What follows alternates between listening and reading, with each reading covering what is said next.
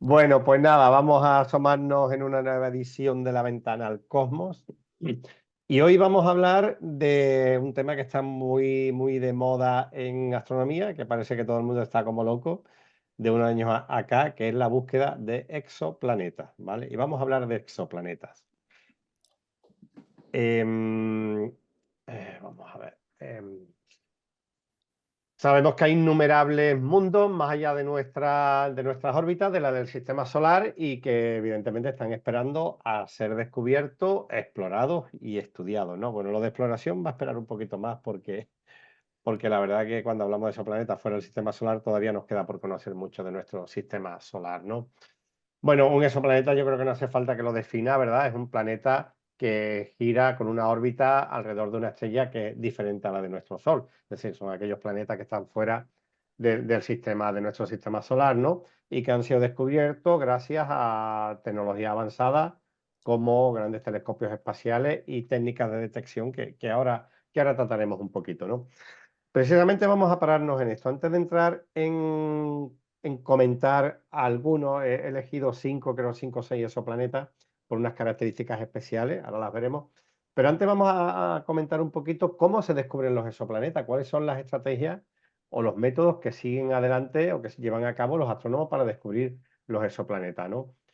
Los exoplanetas es algo de moda en la astronomía porque con los avances tecnológicos de los últimos tiempos, sobre todo el lanzamiento de telescopios fuera de la superficie terrestre, ¿no? Del espacio, y también los avances en la teledetección de radiación, pues han hecho que se disparen, ¿no? El número de exoplanetas en los últimos años. Y estos descubrimientos pues han revolucionado, de verdad que han revolucionado enormemente la percepción que tenían los astrónomos del universo y la comprensión del mismo, ¿no? Y han planteado además nuevas preguntas sobre la posibilidad de vida en otros planetas, que es lo que parece que a aquellas personas que están un poco fuera de la astronomía tanto les apasiona, ¿no? Pero bueno, vamos a comentar un poquito los cuatro métodos básicos que hay para descubrir exoplanetas. En primer lugar, tenemos el método de la velocidad radial. A ver si puedo pasar la imagen, que siempre se me queda esto un poquito. Vale, voy a quitarla aquí. Ok. El método de la velocidad radial, que es una de las técnicas más utilizadas para descubrir exoplanetas dentro de los diferentes métodos que hay, ¿no? Y esto también es conocido, los que luego lo veáis por YouTube o tal, pues tenéis ahí una imagen, ¿vale? Explicativa, ¿no? Em, es también conocido como en el método de la velocidad radial Doppler, del efecto Doppler, ¿no? Y este enfoque se basa en el principio de que cuando un planeta orbita una estrella, pues también ejerce una fuerza gravitacional sobre ella. Y esta fuerza hace que la estrella se mueva ligeramente hacia adelante y hacia atrás en respuesta a la órbita del planeta. Los científicos pueden detectar estos pequeños cambios en el movimiento de la estrella, pues simplemente midiendo el desplazamiento hacia el rojo o hacia el azul, que es conocido como efecto Doppler, ¿no? Y este desplazamiento se debe al movimiento de la estrella cuando se mueve hacia nosotros o cuando está alejándose de nosotros, ¿no? Yo creo que el concepto de efecto Doppler no hace falta mucho que lo explique, pero bueno, para aquellos profanos en la materia, pues cuando un cuerpo se acerca a gran velocidad, los frentes de onda se comprimen más y hay, por lo tanto, una disminución de la longitud de onda y hay un corrimiento de esa luz, digamos, hacia las zonas ultravioletas, las zonas azules del espectro, y al revés, ¿no? Cuando se aleja, esos frentes de onda se van separando cada vez más, hay una longitud de onda mayor y, por lo tanto, hay un corrimiento de la luz hacia el rojo, y por eso hablamos del efecto Doppler o del corrimiento hacia el rojo o el azul. Bueno, pues este efecto realmente que es muy aplicado en muchos fenómenos astronómicos, se usa también para medir, para detectar exoplanetas, ¿no?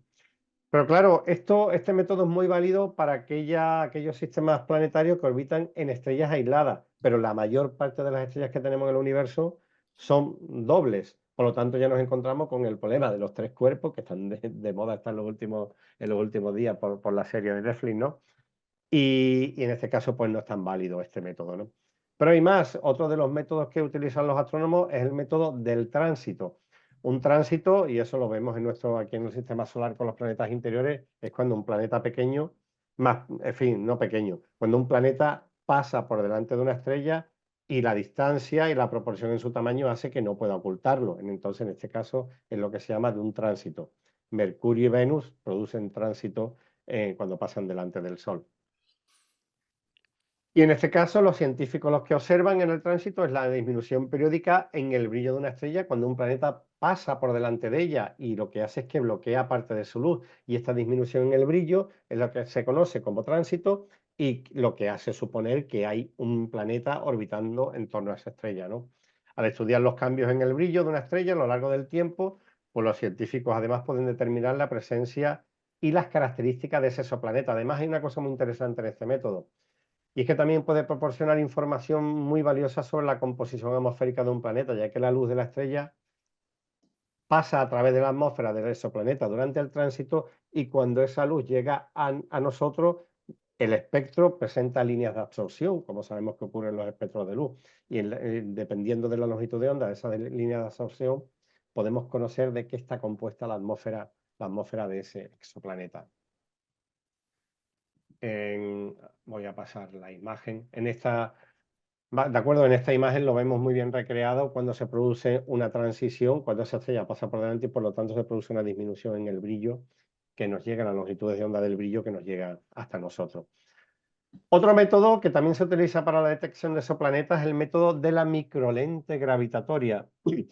Hace poquito he terminado de ver una serie también en Netflix, creo que se llama La Señal, y precisamente usaban en uno de estos radiotelescopios que lo que hacen es que mandan señales al cosmos para búsqueda de vida extraterrestre, como el proyecto SETI, orientan la antena hacia el Sol porque el campo magnético del Sol actúa como una lente para la radiación, dependiendo de la longitud de onda, y lo que hace realmente es acelerar y hacer que esa radiación llegue mucho más lejos.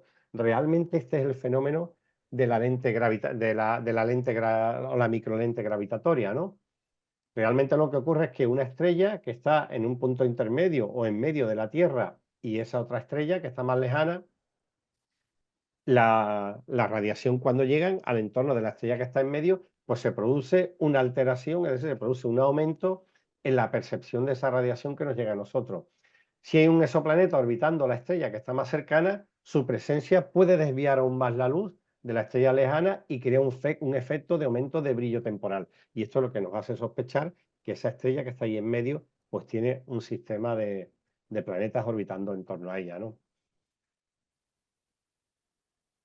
Bien, y el último método es el método de alta precisión, que este método realmente es un compendio de todos los anteriores, ¿no? Este método incluye además mediciones de precisión de la temperatura, de la gravedad y de la composición química de la estrella anfitriona y el análisis de la curva de la luz de los tránsitos y mediciones de la velocidad radial del planeta. Sobre todo, este método se emplea en aquellos telescopios, radiotelescopios que están fuera de la superficie terrestre, que están orbitando en torno a la Tierra, ¿no? Y estas mediciones, además, bastante precisas, son muy esenciales para determinar las características físicas de los exoplanetas, ¿no? Como su masa, su tamaño, su composición atmosférica. Y sabemos cuando de un objeto conocemos su masa y su tamaño, pues podemos conocer su densidad. Si conocemos la densidad, podemos deducir muy fácilmente cuáles son los materiales en mayor proporción que componen ese planeta, ¿no? Y además, la espectroscopía que nos llega, los espectros que nos llegan de estos planetas, podemos estudiar la luz reflejada y buscar incluso posibles señales de vida orgánica, ¿no? Si son gaseosos, si son rocosos, si son líquidos, si son planetas helados, y por lo tanto conocer en estos casos si tienen agua, que sabemos que es un elemento esencial para la vida, ¿no? Aquí hablo de un proyecto, el proyecto KEOS, que además fue lanzado por la Agencia Espacial Europea, que como digo es un satélite que orbita la Tierra y que es de los que normalmente se utilizan para este método, y que está en continuo estudio de aquellos exoplanetas descubiertos para conocerlos un poquito mejor. Uno de los elementos más innovadores y potentes del proyecto KEOS, que significa satélite para la observación de exoplanetas, es un fotómetro que mide las variaciones de la intensidad de la luz que llega de estas estrellas. Fijaros, yo que trabajo en proyectos precisamente de fotómetro para medir la contaminación lumínica en la atmósfera en el planeta, los fotómetros también son esenciales para medir las variaciones del brillo que nos llegan de una estrella. Y esas variaciones de brillo ponen de manifiesto que existen objetos que están alterando ese brillo inicial de la estrella, ¿no? Y con estos datos, pues ya digo que pueden calcularse el tamaño de los planetas, descomponer la atmósfera e incluso tener información sobre la existencia de exolunas o de exoanillos, ¿no?, en estos planetas, ¿no? Otro de los objetivos del proyecto KEO es estudiar los grandes exoplanetas gaseosos que orbitan próximos a otra estrella, que son los llamados Júpiter calientes. KEO puede medir además cómo cambia la luz que llega de una estrella cuando un Júpiter caliente orbita alrededor de ella, ¿no? Y con esto se estudian las curvas de fase, que son análogas a las fases de la Luna, y que indican la cantidad de luz que absorben o que reflejan el planeta. Esto es su albedo. El otro día hablábamos del albedo en el caso de la Luna, ¿no? Y ya sabemos lo importante que es el albedo para conocer la atmósfera de un planeta, si tiene nubes, de qué se componen, su temperatura, etcétera, etcétera, etcétera, ¿no?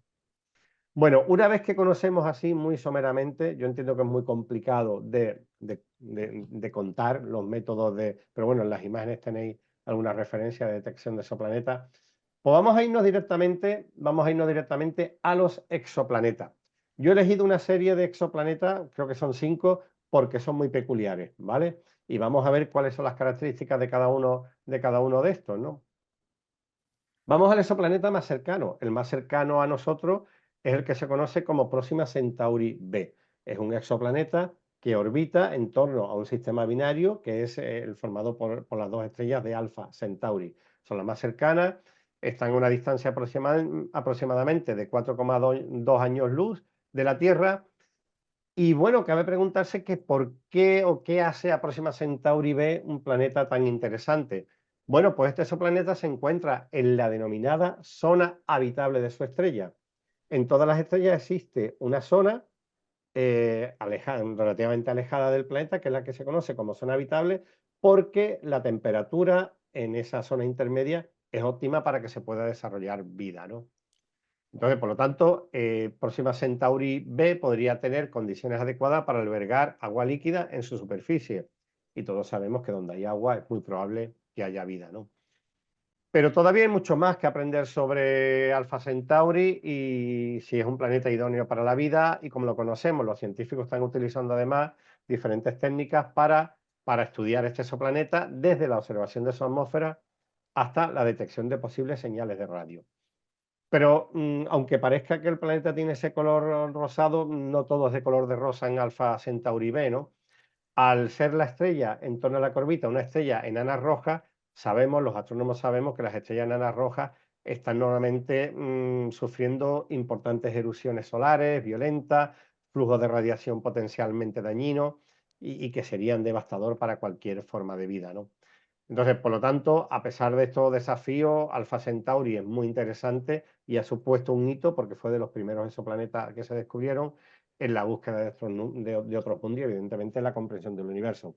Pero bueno, hoy ya casi se tiene claro que no es un exoplaneta que probablemente albergue vida por estar sometida a tanta radiación. Pero vamos a irnos a otro interesante, que es el exoplaneta TOI 1452b. Tiene un nombre muy extraño. Este fue descubierto por el satélite TESS y actualmente ha sido fotografiado, reconstruido en imágenes a través de radiación por el James Webb, ¿no? Este se encuentra a unos 80 años luz de la Tierra y orbita una estrella que es muy similar al Sol en cuanto a tamaño y actividad.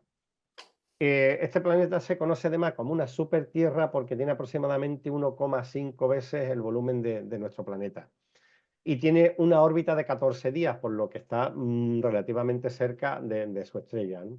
Se encuentra en la zona habitable y actualmente, a través de estos telescopios con el James Webb, se está analizando pues, datos de su atmósfera.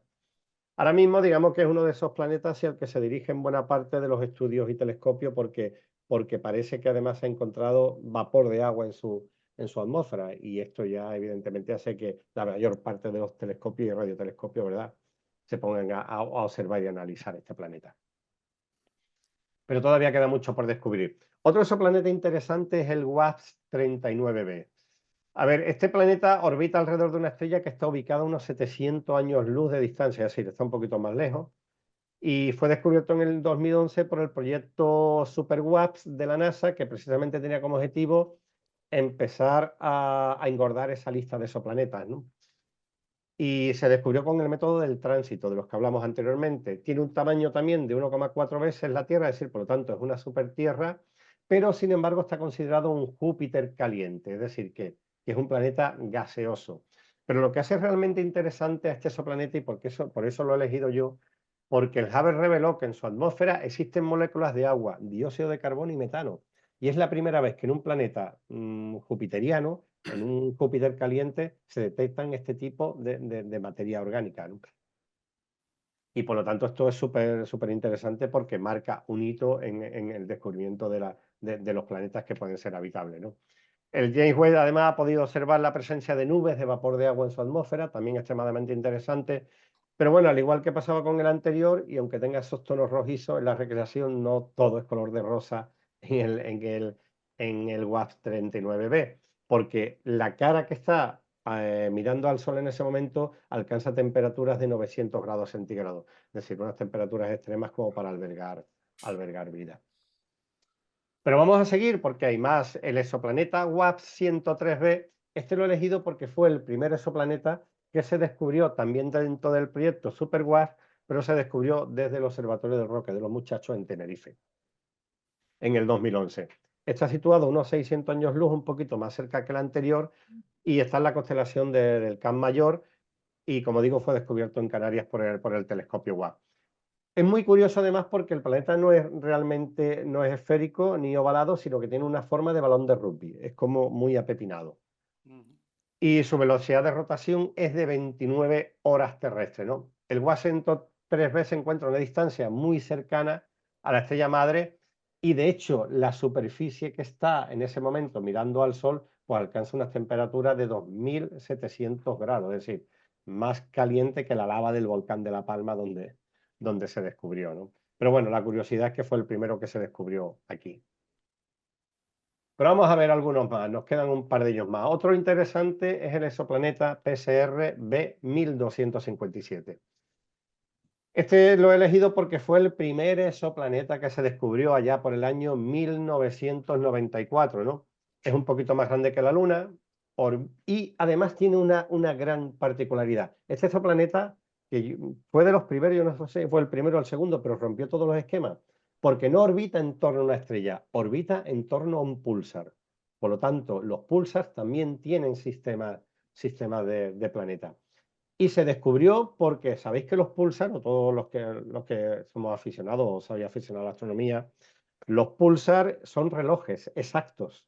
Es decir, su oscilación y su forma de rotación es exactísima. Sin embargo, presentaba ciertas variaciones y no se movía de forma síncrona en cada uno de sus movimientos.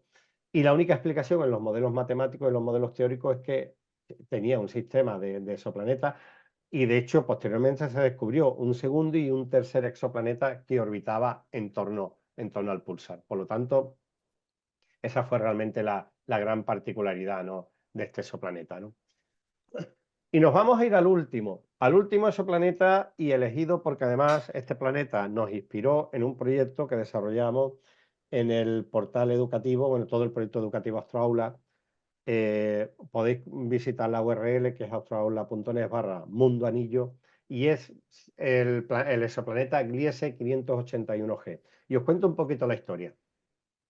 Este planeta o este exoplaneta es conocido como el mundo anillo. Para que no lo sepáis, el mundo anillo es un término que acuñó Larry Niven con su novela precisamente de ciencia ficción y homónima que se llama El mundo anillo, y que además os lo recomiendo para aquellos que no lo hayáis leído, tanto compañeros como oyentes, porque es muy interesante, ¿no? Es una novela de ciencia ficción de los años 80-90, pero que está absolutamente vigente, ¿no? Este planeta fue descubierto en el año 2007 y se encuentra a 20 años luz en la constelación de Libra, ¿no? Orbita en torno a una estrella roja enana más pequeña y fría que el Sol, por lo tanto, no es tan, a pesar de ser una estrella roja, no es tan virulenta como la que comentamos anteriormente. Gliese además 581G se encuentra en la zona habitable de ese supuesto sistema solar y se cree que puede tener una zona con una temperatura promedio de unos 31 grados centígrados. Tiene un problema, y es que le pasa como a la Luna. Presenta sincronía en su rotación y en traslación en torno al planeta, entonces por lo tanto siempre hay una cara que está apuntando a esa estrella y otra cara que está siempre en la sombra. Es decir, una cara es extremadamente calurosa y otra está en la sombra. Pero en un supuesto ecuador entre los polos, en su anillo, ¿de acuerdo? Lo que se llama un anillo, una franja, hay una zona que puede estar en las temperaturas entre el 30 y 35 grados centígrados. Por lo tanto, sería una zona perfectamente habitable, una zona intermedia que estaría siempre en un perpetuo atardecer y que además sería probable que albergara agua líquida y por lo tanto vida. Por lo tanto, sería un planeta anillo. Cabe imaginar que a lo mejor los vientos cálidos de esa cara que está apuntando hacia su estrella se movieran hacia la cara fría y encontraríamos iceberg fundiéndose en los océanos. Todo esto lo describe un poco como lo describe Niven en su novela de ciencia ficción. Y luego ya la evolución de los organismos ya se encargarían de adaptarse, ¿verdad? Y crear formas diferentes y inimaginables, ¿no? Bueno, como digo, podéis encontrar en astroaula.net/mundanillo, podéis encontrar mucha más información de este exoplaneta que existe realmente y que es interesante y que puede dejar volar un poquito la imaginación. Actualmente se conocen más de 4.000 exoplanetas y esto es solo la punta del iceberg porque sabemos que seguramente existen miles de millones de exoplanetas en todo el universo, ¿no? Seguramente cabe pensar que habrá la vida encontrado quizás un hueco en alguno de estos exoplanetas o que incluso en alguno de ellos pues habrá evolucionado de manera que nos estén mirando a nosotros y que se estén preguntando lo mismo, ¿no? En cualquier caso, pues cada pasito que avanza la ciencia astronómica pues nos acerca un poco más a la idea, ¿verdad?, de que haya otros mundos y haya otras civilizaciones posibles. Pero bueno, la ciencia actual y la astronomía actual no paran de descubrir exoplanetas y hay muchos en zonas habitables, pero hasta ahora bastante difícil de encontrar vida. Estupendo. Yo de cuando me toca hablar un poquito también como a ti, de divulgar un poquito de exoplanetas,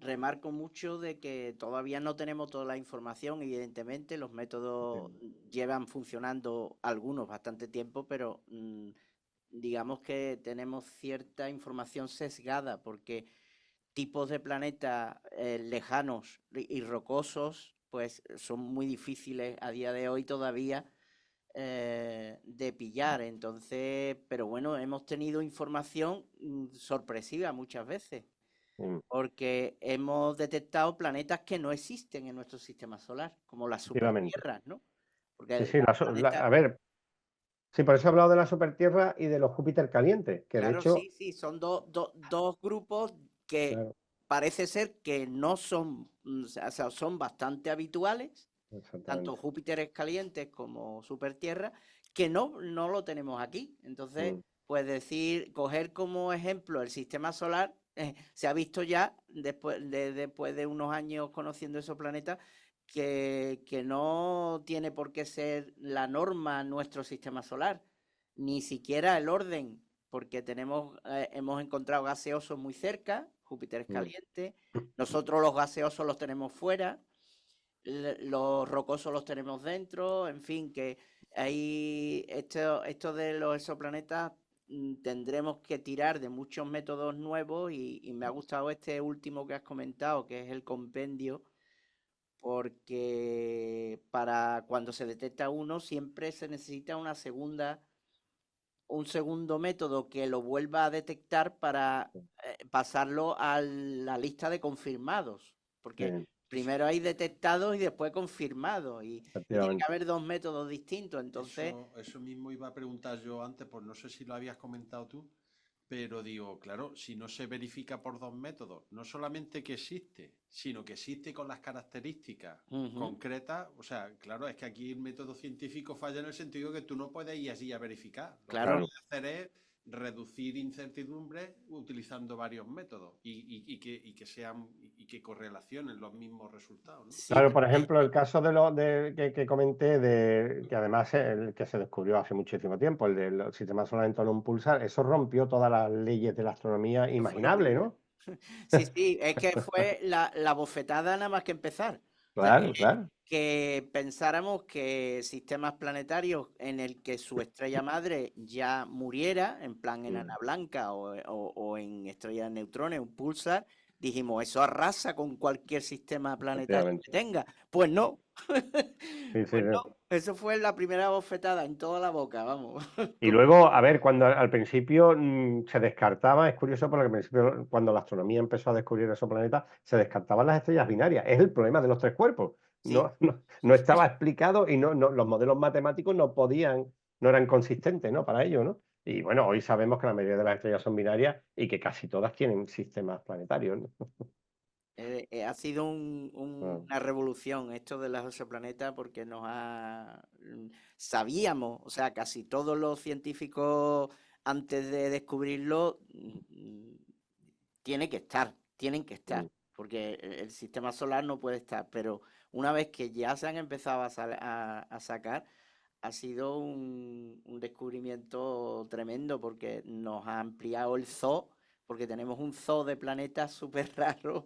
Súper raro, súper raro, ¿no? Por eso quería poner al final del Mundo Anillo, porque bueno, al final muchas de las cosas, bueno, pasa con Asimov, muchas de las novelas de ciencia ficción, como la de Robot. A ver, Asimov ya incluso, que yo creo que lo comentamos un día, ya empezó a definir en su libro no, creo que era la de Yo Robot, ¿no? La de Robot, las leyes que hoy imperan, se están intentando aplicar a la inteligencia artificial.